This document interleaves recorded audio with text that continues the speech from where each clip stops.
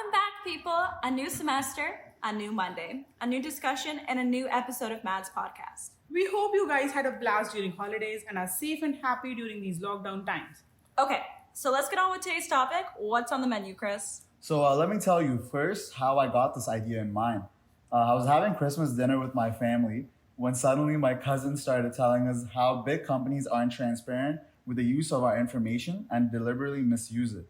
Sitting right there and listening to that conversation, I got the idea to incorporate security and privacy issues in analytics as the topic of our next episode. We will also be touching on some big data aspects related to this topic.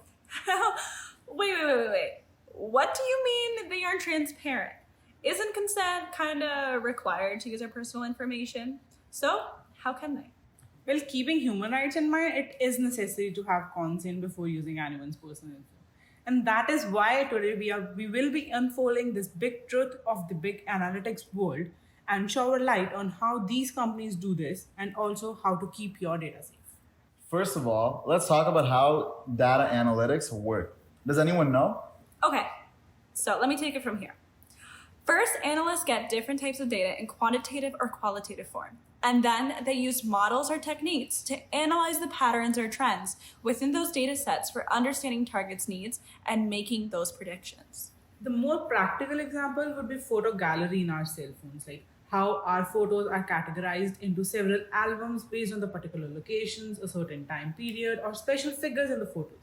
This is only a simple photo classification, but how is our phone system able to do that? That is possible due to descriptive analysis technique, which is about rearranging and interpreting the raw data information collected. Every photo we took was endowed with some special meanings like wonderful memories in Toronto or some fluffy and cute creatures. Since every information on the internet could be transferred into data, no matter if it is a number, a text, or even the photos that we're talking about here. However, after praising how these intelligent devices become better at mind reading and making our life easier, we might uncover some concerns. Continuing with the photo classification example, we might question when we took those photos, we didn't proactively open the locate function. So how did the system have an idea of our location information and then its data classification under the table? Thus, we have our topic for this episode, which is security and privacy issues existing in today's analytic and big data areas. Oh, so do you suggest that the social media platforms also exploit our data like personal photographs and information? Well, it is possible. The availability of the information in social networks is commonplace, and users are often unaware of just how much information they reveal when they use resources such as Twitter. A single 140 character tweet can contain 9 kilobytes of metadata about the user, including their followers, their background, and potentially their location. To make matters worse, it is easy to find patterns in these data sets through data mining and exploiting of big data infrastructures. This can be done directly through its content or indirectly from the metadata and geospatial information that is often associated with data. That is increasingly commonplace phenomenon due to the omnipresence of mobile devices with location-based services that are now available. See, it all comes together.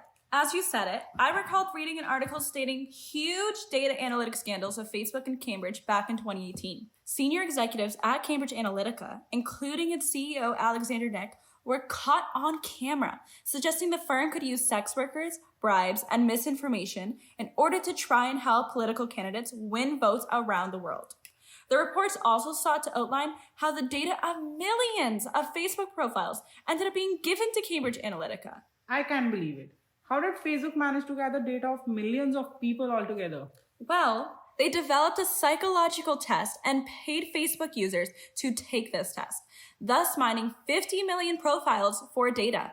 This data was then circulated to Cambridge Analytica, which allowed the firm to build a software solution to help influence choices in elections. No, that sounded like a really huge data scandal to happen so fast. Yeah, and now that I think of it, it is possible that similar to the scandal, most of the time we are not going to be told what types of and how our information is used for those data analysis.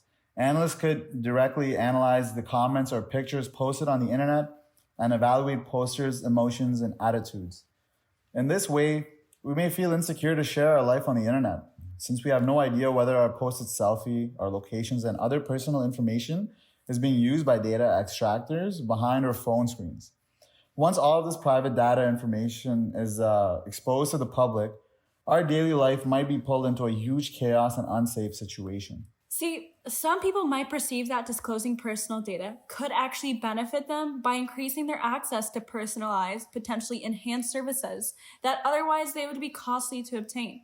Yet, the negative consequences of disclosures include risks of unauthorized access, whether due to those data breaches or unauthorized data sharing with other firms, unknown to the person itself, could lead to identity theft or other data abuses. Moving on to the larger picture, in the market perspective, leaking business secrets to the competitors would become a huge risk since the analytic companies have already had a picture of how a company performed in its past.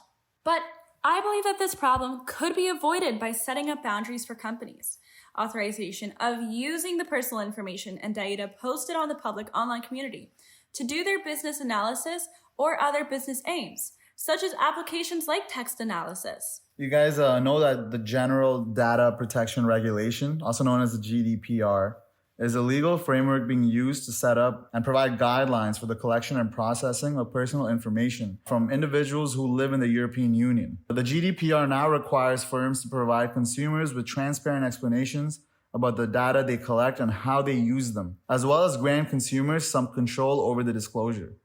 In turn, consumers can make more information decisions about whether to share information, thereby affecting the amount of data disclosed according to whether a firm provides a detailed explanation or not. Well, I think it is best to have some concerns from the government related to data breach and privacy issues. That for sure will help reduce the situation of panic and chaos.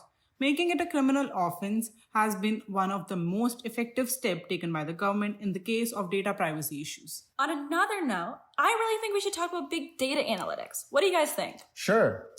So this basically is a wider version of data analysis being adopted by companies.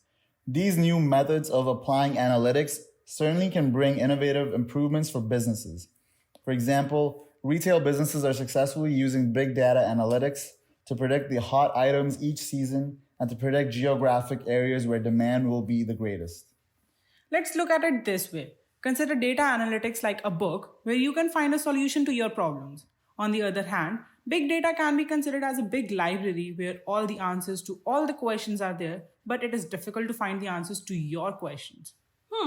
That was a really good example, Rajul. I never really looked at it that way.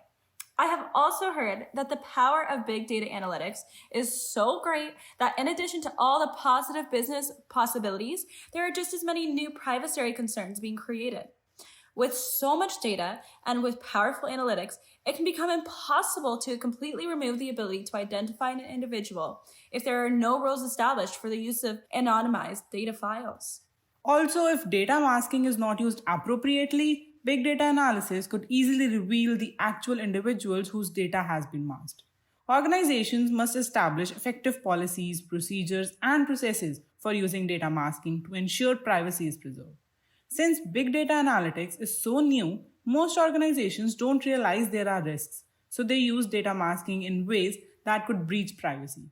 In today's world, many resources are available, such as those from IBM, to provide guidance in data masking for big data analytics. So true, Rajul. Big data analytics can be used even to try and influence behaviors. There are many ethical issues with driving behavior. Just because you can do something doesn't mean you should. For example, in the movie Avengers Endgame, Thanos wanted to snap his fingers with all the Infinity Stones to remove 50% of the universe population, without taking into account the affected lives of all the individuals involved. He only thought about the existential bare factors of humanity. Or, spoiler alert, sorry guys, in Spider-Man No Way Home, when Peter Parker wanted to disappear, he didn't take into account the multiple variables of the multiverse. And look where it left him. Back to the real world, the big data analytics, if not carefully used, can have drastic impacts. The potential to reveal personal information because it is not illegal, but can still damage the lives of individuals, must also be considered. We must also consider the results of these tools that might not always be entirely accurate. As a result, organizations could make bad decisions and take inappropriate and damaging actions. When decisions involving people's lives are made based on inaccurate or flawed models, they can suffer by being denied services, being falsely accused or misdiagnosed, or otherwise be treated inappropriately. However, based on the need of having more thorough and precise analysis, the storage and data leaking becomes a huge concern to the society. Continuing with the example of the data scandal of Facebook, millions of users' data stored in the Facebook system were hacked and exposed to the public online community, including users' phone numbers, identities, etc. Even though those databases were old and unused at that moment, the data itself was so personal that totally should not be disclosed to the public. Apparently, after this disaster, every company should reconsider how they can efficiently ensure and improve the security for all the databases they are storing. But the question becomes now, is using only two-factor authorization or trying to add more steps into the user verification enough, which has become the new method to protect data? Sharing databases between companies is more common today. From a positive perspective, this means the heavy burden of securing databases will not be concentrated in only one company. But on the opposite, this also means the databases are flowing in the entire business market. The databases are already everywhere, which means the difficulties of keeping all the databases safe are rapidly increasing. While the US White House, the Federal Trade Commission, and others have recently expressed concern about the privacy risks that are created while using big data analytics, there are no legal requirements for how to protect privacy while using big data analytics. Yeah, I've read many studies and articles. I've not found any company that indicates they will delete these big data repositories. In fact, all they have indicated is that they instead typically view them as infinitely growing repositories. The bigger, the better. As more data is collected and retained, the more easily analytics will be able to determine more insights into individuals' lives.